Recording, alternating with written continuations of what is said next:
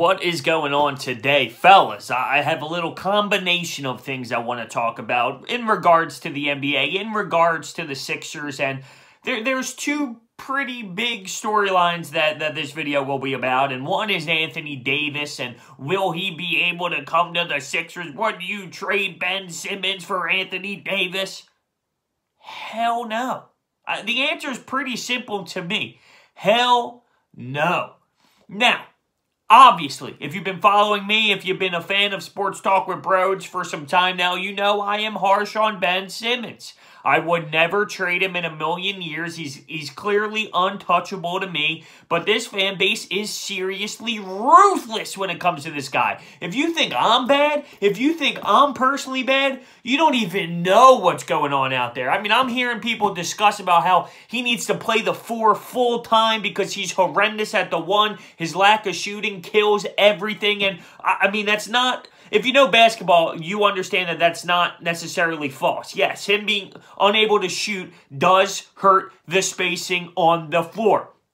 But he can play the 1. The 1 is his position. When he has the basketball in his hands, it's pretty damn simple to see. He creates a ton of offense, whether it's his facilitation or what he does now with being a little bit more aggressive. Now, let me look at some numbers here of Ben Simmons in his first 100 games as an NBA player, all right? So, 1,570 points. These are all going to be related to another NBA star during their first 100 career games. So, 1,570 points for Ben Simmons, 1,048 for Kobe Bryant.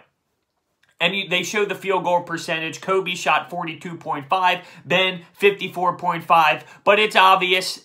Yes, Ben Simmons doesn't shoot the ball. He dunks it. He does layups, and it's a lot easier to have a higher field goal percentage. But I'm just laying out numbers here that Ben has scored more points than Kobe in his 100 games. Rebounds, 833 to Dennis Rodman's 508.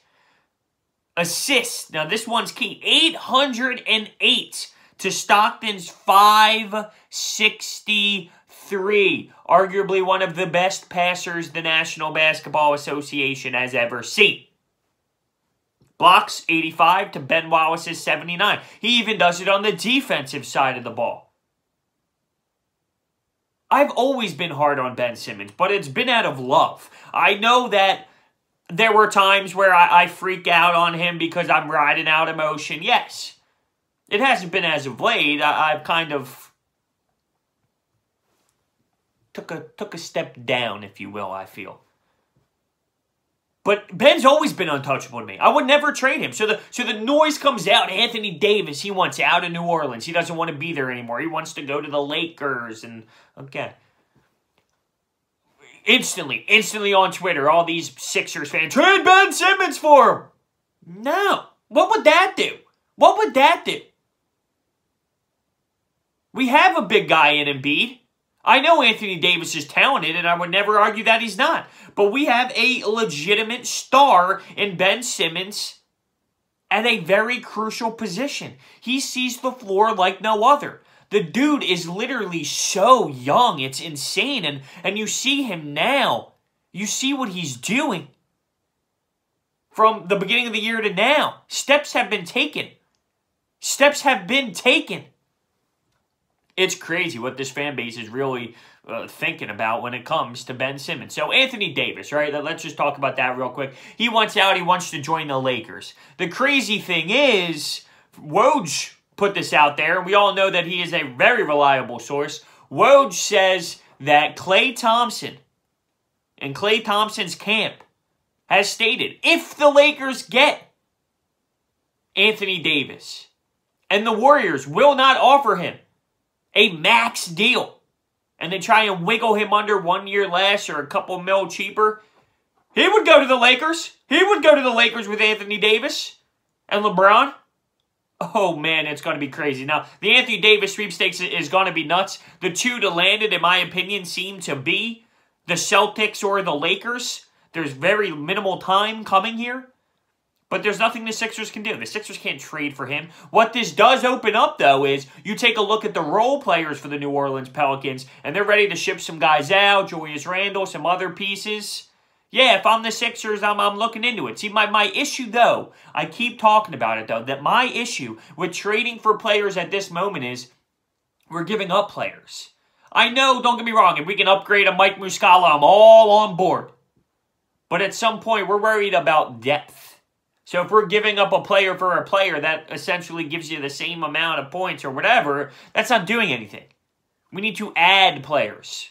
So that's the difference with going out and making a trade. But I'm not saying it's impossible. I'm not saying it's not worth it.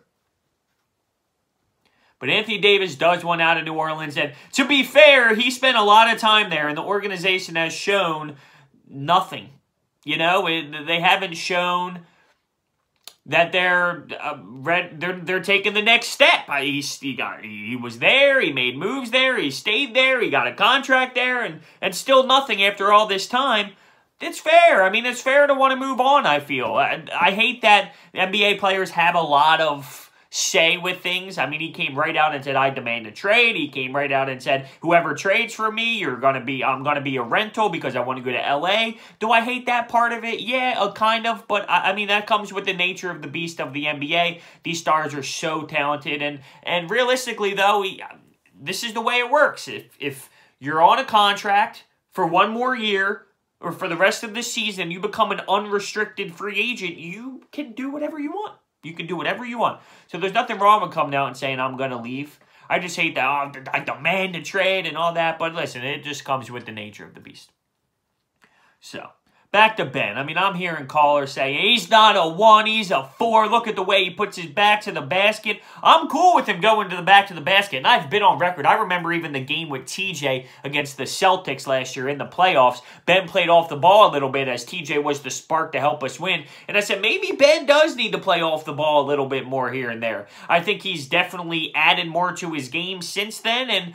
And it's not a full-time thing. I just remember saying that when I saw him work with TJ as a guy off the ball, but stop. Ben Simmons is your point guard. There are times where he can get in the low post, in the low block, and do his thing, and do his fadeaway jumper, and take it to the rim. I mean, there are times for that, yes. But he's your number 1. He's your point guard. To say he's not, I don't think you know basketball. If you watch the way Ben Simmons plays, and your first thought is, this guy's not a 1. This guy's not a point guard. I don't know if you understand the way basketball works. Like I said, I know that there was a time when I said at the end of last season, maybe Ben does need to play off the ball. But that's just me running off emotion when I'm pissed off when the Sixers lose and I see TJ spark it. Ben's taken a big step from last year. It's pretty obvious at this point. But I'm kind of baffled and really upset with the fan base. Because they have someone like Ben Simmons right here in our backyard, and ruthless is kind of an understatement on the way he's treated. To think that he is just no one. I get that there's holes in his game. Like, the kid is a young 20-year-old. There are holes in his game. There are times where he needs to take it harder to the rim. There are times where he needs to work on his free throws because down the stretch it's going to hurt him, yes. But what 20-year-old kid comes into the league and just dominates every aspect? Not many.